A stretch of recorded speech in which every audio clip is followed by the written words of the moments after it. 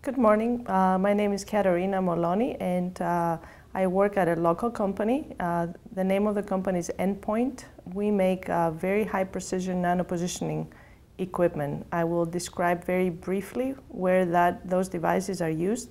They're mechanical devices along with electronics, and they're used for any application that requires extremely high precision in positioning, down to the nanometer level and actually with sub-nanometer resolution. But I will not really talk about more what the company does, but more how did I get into this position. I am currently in charge of sales, and my main responsibility is to generate revenue for the company as well as develop products that can be sold the next 2 years.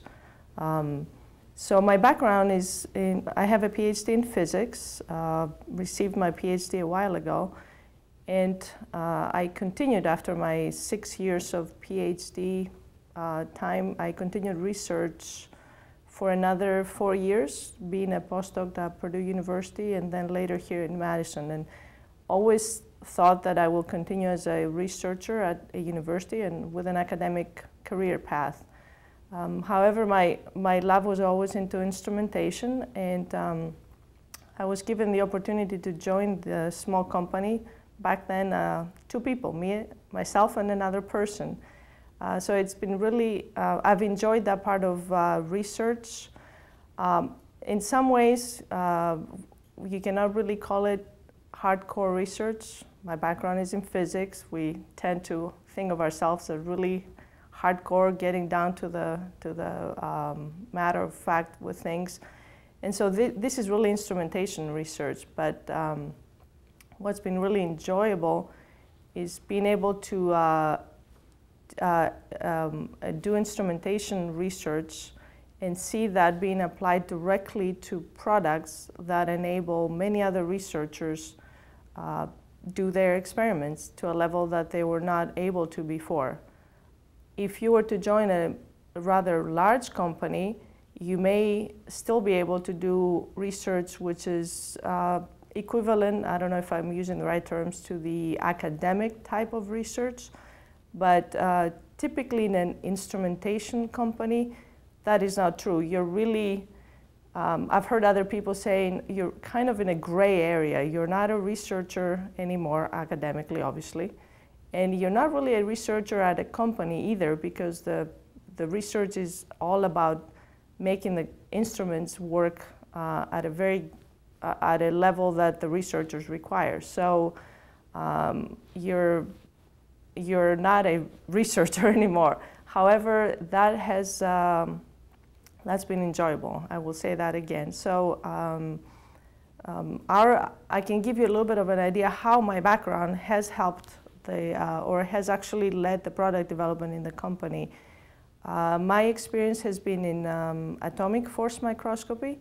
Those are microscopes that are very high resolution. They don't use optics, which most of you may be familiar with, but they use a principle that your parents may be familiar with, and that is a gramophone or the old record player type instrument where you had a little needle over the record.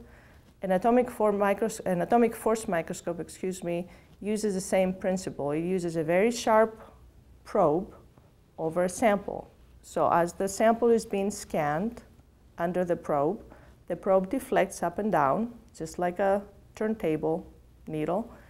And so the instrument collects information about that deflection and turns it into surface images. The resolution of such a microscope is atomic in X, Y, and subatomic in Z. As a student, as a graduate student, I had to build one of those microscopes for my research. That's many years ago. Nowadays, they're readily available, but that research helped me understand the principle of how these microscopes work.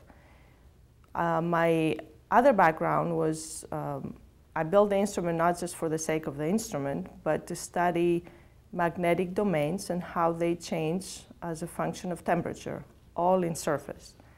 So my background was in magnetism. So I used an atomic force microscope to study magnetic properties on the surface of materials.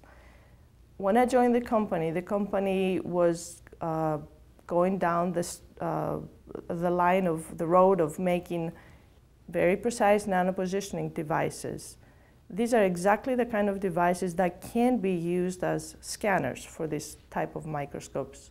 The company was not using them as scanners back then, but I immediately recognized the value of these types of devices compared to the typical scanners that were used for these microscopes, and I routed the product development, or part of the product development, towards that application, the application of very precise scanners for atomic force microscopes.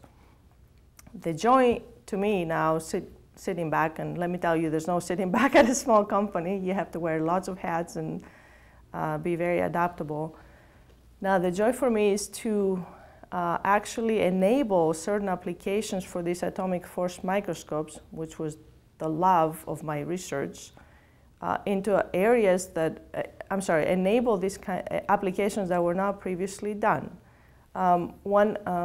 I can bring up an example that you may be aware of hard disk media and recording heads. Every computer has a hard drive and a recording head.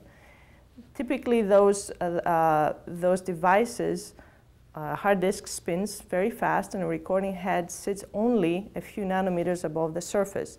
The recording head is millimeter by millimeter approximately. So you can imagine that has to be extremely flat. So the only way to characterize that flatness is by using an atomic force microscope. To characterize how flat a surface you make is, you need to be able to scan that surface under your probe. If your scanner is not behaving flat, that introduces errors. So our scanners have made that application possible. They have enabled the largest manufacturer of these types of heads, which is Seagate, located in Minneapolis, to characterize the recording heads they make in a very predictable way.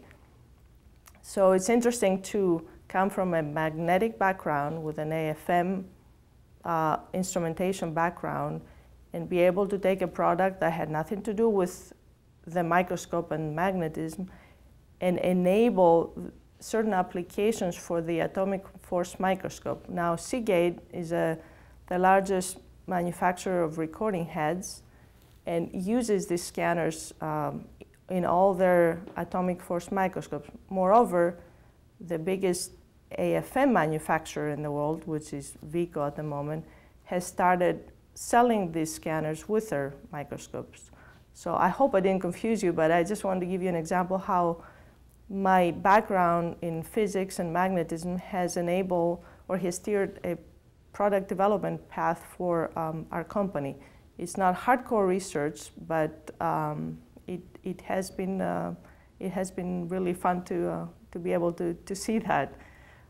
So that is what I do in terms of product development at the company, due to my background. But in more general, I am responsible for sales. So that has been a rather interesting path to going from physics research to sales. And that has taken about 3 years to perfect.